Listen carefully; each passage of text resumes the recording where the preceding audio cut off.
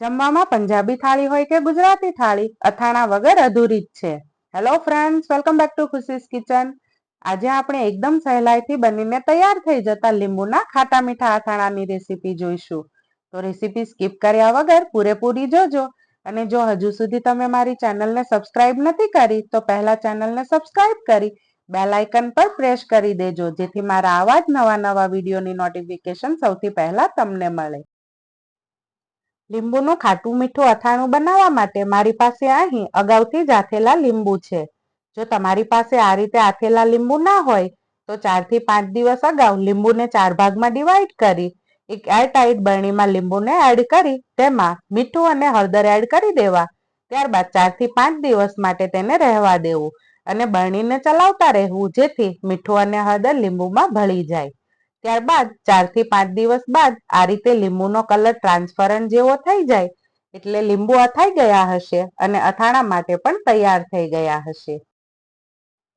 હવે આપણે 500 ગ્રામ જેટલા લીંબુને એક બાઉલમાં લઈ લઈશું. ત્યારબાદ લીંબુને આ રીતે નાના ટુકડામાં ડિવાઈડ કરી લઈશું. લીંબુને કટ કરતી વખતે લીંબુના બીને પણ તેમાંથી અલગ કરી લઈશું. ત્યારબાદ 500 ગ્રામના વજનથી આથેલા લીંબુના ટુકડામાં 2 કપ ખાંડ એડ કરી દઈશું. સાથે 2 મોટી ચમચી કાશ્મીરી લાલ મરચું અને 1 મોટી ચમચી શેકેલા જીરાનો પાવડર એડ કરી બધી સામગ્રી મિક્સ કરી લઈશું. ત્યારબાદ તેને 24 કલાક માટે ઢાંકણ વડે કવર કરી રેસ્ટ આપી દઈશું.